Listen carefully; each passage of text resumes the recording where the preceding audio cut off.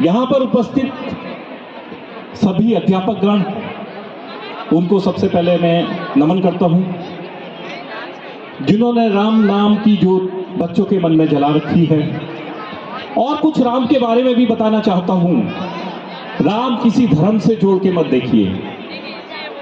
स्वागत करता हूं शिक्षा महानिदेशक, सूचना महानिदेशक श्री बंशीधर तिवारी जी का, खंड शिक्षा अधिकारी जो हमारे साथ मिलकर जिन्होंने इतने अद्भुत कार्यक्रम का आयोजन किया, श्री हरेंद्र मिश्र जी का,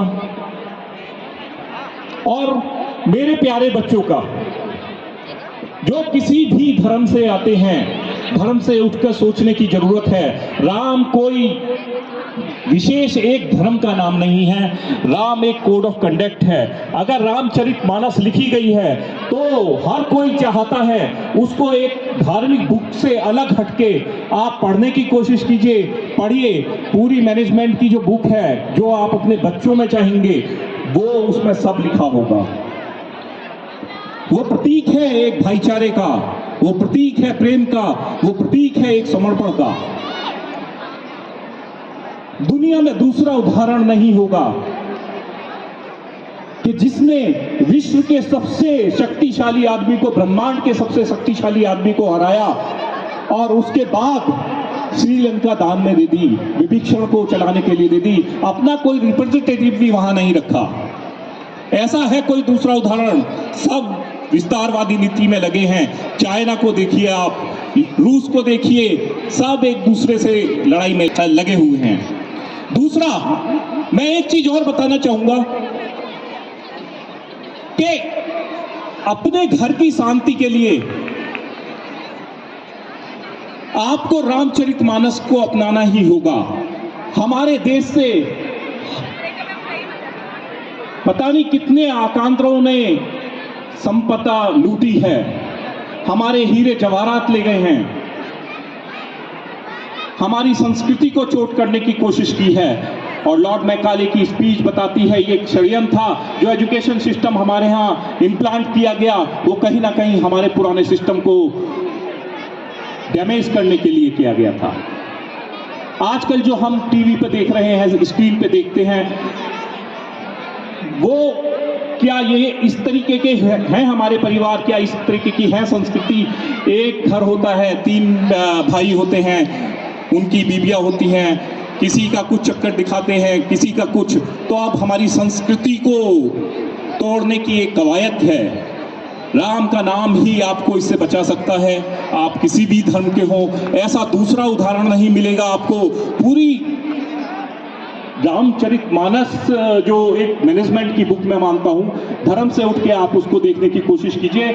ऐसा उदाहरण दूसरा नहीं मिलेगा कि भाई भाई को मार के सिंहासन जीतता है। लेकिन भाई को सिंहासन मिल गया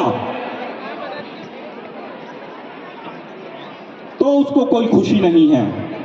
अगले दिन उसको आदेश मिलता है, कोई भी षड्यंत्र रहा हो तो। इसलिए आपने जो साथी होते हैं, चुनाव ध्यान से कीजिएगा, क्योंकि आपके जो मित्र मंडल होते हैं या आपके जो साथ काम करते हैं, आपके घर के बाहर होते हैं, वो आपका घर तोड़ सकते हैं, क्योंकि कोई भी उसमें मंत्रा हो सकता है जो आपके पूरे परिवार को खत्म कर सकता है।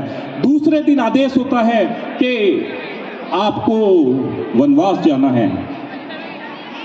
तो वो शख्सियत, वो महापुरुष जिसको आज राजतिलक का सूचना मिलती है, अगले दिन वनवास का आदेश मिलता है, ना तो वो उसमें खुश होता है जब उसको राजतिलक की सूचना मिलती है, और ना ही उसको कोई दुख होता है, और वो विकल्प पहन के वनवास के लिए चला जाता है।